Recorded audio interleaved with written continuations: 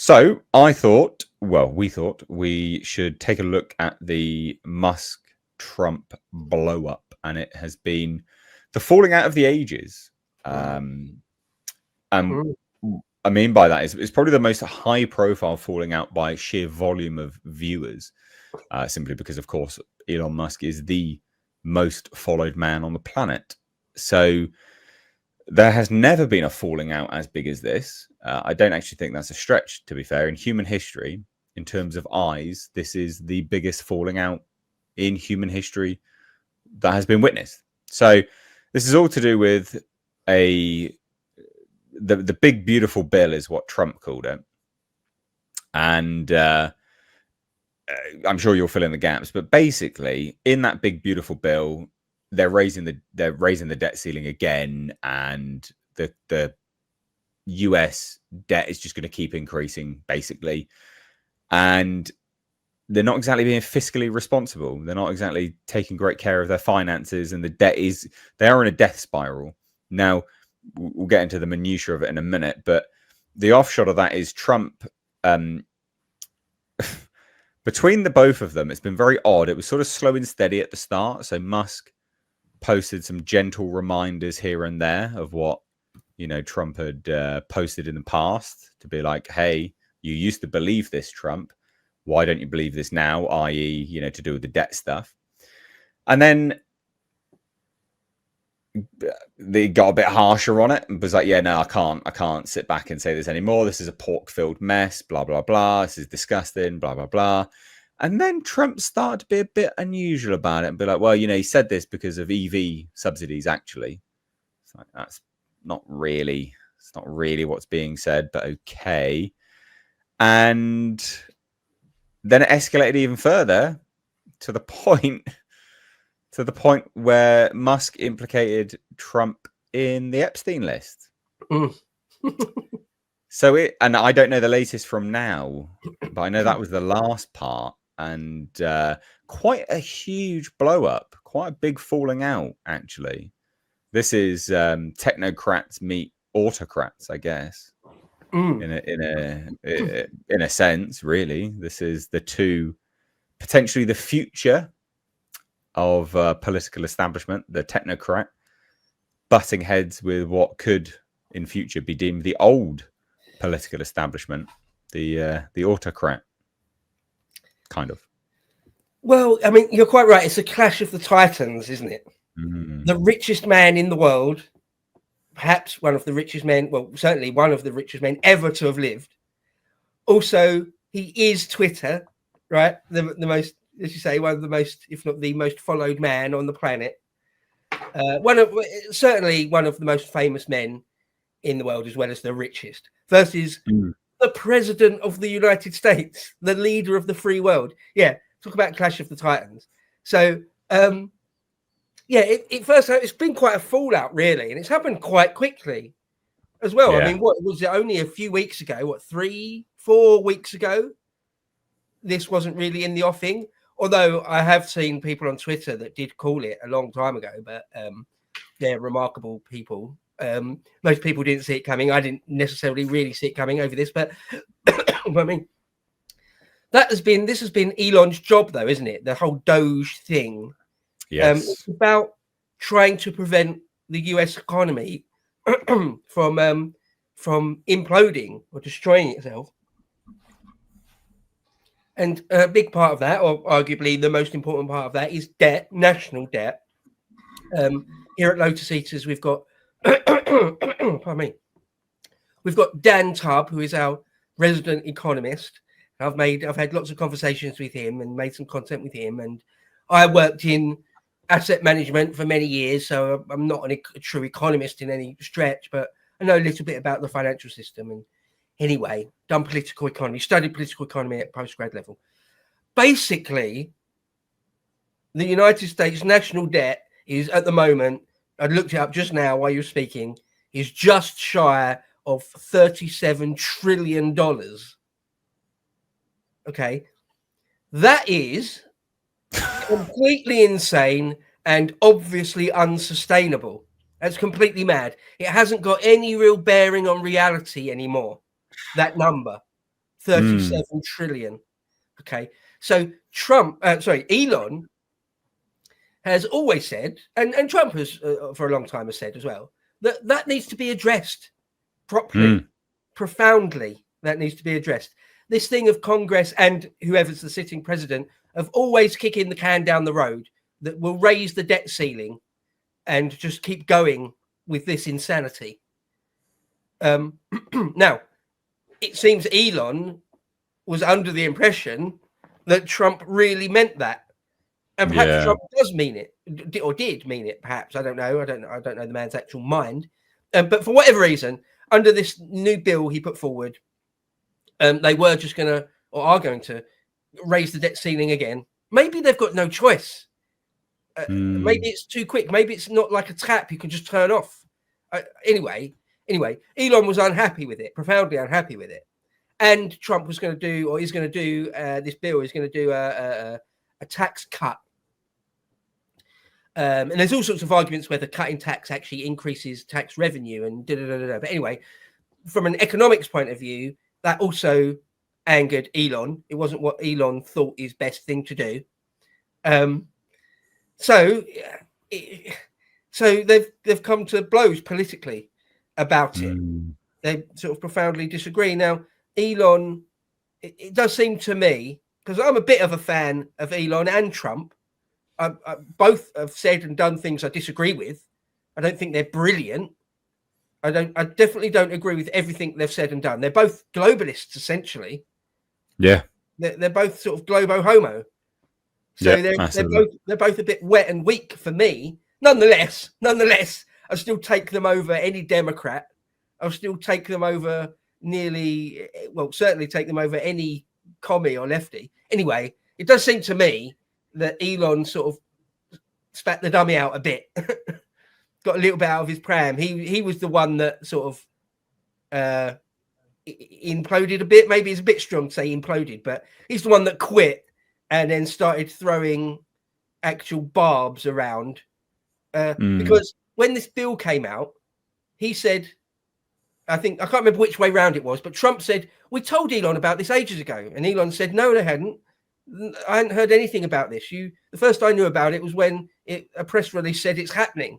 So they both said, they both said contradictory things about it. But who knows? I'm not even that interested in the minutiae day-to-day detail of that. The point is that Elon has burnt his bridges. Because there's one thing to be the richest man in the world and one of the most powerful, influential men in the world, like Elon is. But the president is still way more powerful than you. Right? Elon hasn't got an actual army. He hasn't got his finger on the nukes. He hasn't got an air force. Right? So as powerful as Elon is, Trump's way more powerful. But of course, Elon's going to be around long after Trump's gone. As soon as Trump's out of office, he's just another New York millionaire again, or billionaire rather. And essentially small fry compared to Elon at that point. So it's an interesting clash of the titans. It's disappointing, really. It would have been nice. I really like that union of Trump and Musk. That was kind of cool to me, despite the fact I consider them both globo homo wets, essentially. It was still good to see. It was like a nice sort of united front against the crazy, traitorous lefties and race baiters and things. So to see that fall apart is a bit disappointing. One other angle I'll say is just from an Englishman's point of view. And remember, if anyone out there doesn't know, I'm not just an Englishman. My father is actually an American, born and raised in the United States, and only came to Britain when he was in his 20s. He's still got a US passport. So I am actually an Anglo-American. I've got loads of family in the United States, loads of cousins over there. So I am actually an Anglo-American. Despite that, it's a funny dynamic, the special relationship. I've got to stop doing that. That's an obnoxious thing to do. The special relationship between London and Washington quite often isn't all that special. The United States have tried to, or have undermined the United Kingdom many, many, many times and profoundly over the decades. And once or twice, we haven't really had the United States' back when we could have done. So, although we're the closest of allies, there's also tension and animosity there. That among some people in Britain, there's a very strong anti-American sentiment, and among many Americans, not so much these days, but earlier in the 20th century, certainly there was very strong anti-British sentiment, despite being the closest of allies and having a special relationship and all that sort of thing. Having said all of that, as an Englishman, even as an Anglo-American, I look on this and I can't help but sort of find it a bit funny, really, because it's not going to destroy Trump's presidency. Trump doesn't worry about re-election because he can't be re-elected again. So, and Elon will be fine, even if he has a couple of 2-3 years that's a bit crappy and uncomfortable. But while Trump, his now political enemy, is still in office, but after that's over, Elon will be good again. So, broadly speaking, zooming out from this thing, although it's disappointing, I find it disappointing. I also zooming out and taking a higher view of it. I think it's almost funny. And yeah, Elon's accused Trump of being like quite heavily involved in the Epstein thing, and we've all seen the old clip of Trump and Epstein. So anyway, what do you think? I've talked for a fair bit there. What are your feelings about it? Yeah, you know what, something which I actually haven't heard mentioned before, which just sort of occurred to me. I wonder if it's something which neither has said, that it's actually the blowout, right? So, you've got Trump saying, well, it's the EV stuff, and you've got Musk saying it's the debt. What if it's actually Musk's plans to take the human race interplanetary? Because he was pretty big on that for a long time on the lead up to Trump getting elected, actually winning. He was very much, we're going to do great things. We're going to do this. We're going to go there. And they both actually mentioned it quite a few times. And I do wonder if it's actually to do with that. Just maybe, I don't know. It seems weird to me that, the debt thing, I think for sure, I think that's definitely part of it. But I don't know, just something that occurred to me, I guess, worth considering, because we've not heard anything more out about that since, really. We've not heard that, they're going to work closer together, with NASA and SpaceX, and, there's going to be some more subsidies and funding, and no, nothing. It's all kind of gone quiet now. That is a very interesting speculation. Absolutely interesting speculation. And I mean, what it says, whether it's true or not, is that, again, we don't know exactly. There could be, in other words, there could be another reason or another set of reasons, really, why they fell out that isn't being said. Yeah, quite possibly. And the Mars thing, you're quite right. Actually, I hadn't really thought about it in a fair few weeks or even a few months. But yeah, the Mars missions, or manned Mars missions, these grand projects of building even bigger space stations in low Earth orbit and lunar stations, and ultimately manned missions to Mars. We don't hear a great deal, or I haven't certainly heard a great deal about that recently. I mean, there are the Artemis missions. Things are going ahead. But yeah, Elon talking big about getting to Mars in the next 10 years or something, a manned mission to Mars in the next 10 years. Yeah, we don't hear too much about it. Maybe, possibly that Trump sort of thwarted that or pumped the brakes on that. Who knows? I feel like, and again, this is pure speculation, just my opinion, for what it's worth. I feel like Elon has been disappointed and stifled and thwarted by Trump on a number of things, and eventually it was too much for him. Yeah, and quite possibly. When he tried to say something, when he tried to put his foot down in some way, Trump either stonewalled him or just pulled the president card. And then Elon reacted badly to that. And then you've got a one-upmanship of, like, I'm the alpha, I'm the biggest beast on the block, right? Yeah, egos. And despite who Elon is, you're gonna lose that against Trump when he's sitting in the Oval Office. You're gonna lose that game. So, Yeah, I that's true. mean, it is what it is. It's disappointing, and I wonder if we will really ever find out. And as for Elon talking about the Epstein thing, well, now it's descended. That is descending into, if not the gutter, because it's still very interesting, and it may be, it may well be that Trump's got questions. He's got something to answer for on the Epstein side. I don't know.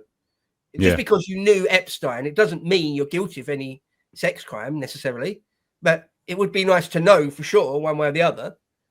So I don't know if there is anything truly there with Epstein. I mean, there's a picture of Elon at a party standing next to Ghislaine Maxwell. So just because you met Ghislaine Maxwell or Jeffrey Epstein doesn't mean necessarily you're guilty of anything. But so just the fact Elon's taken it there, it's really bridge burning, isn't it? It's really, really bridge burning. How'd you come back from that? How'd you come back from that?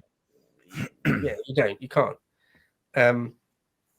So I just wonder how dirty it will get, whether Trump or Trump's people will hit back with allegations that, like, I don't know, Elon's really into ketamine, or Elon's got sort of sexual skeletons in the cupboard. They'll keep briefing the media against each other. I kind of hope it doesn't go down that road where it gets really dirty and mean, and they're constantly on Truth Social and Twitter every day, sniping at each other like little girls. I hope it doesn't descend into that, but nonetheless, the Clash of the Titans, it is, for me, as well as being disappointing, it's kind of funny to sort of just sit back and, with popcorn, just sitting there with the popcorn, sort of watching it play out. Well, yeah. Yeah, it remains to be seen. If I was a Republican, diehard American, diehard anti-democrat citizen of the US state, I'd be gutted by this. I'd probably be really gutted by it. So, yeah, I feel for those people. We'll watch it with bated breath then. Yeah.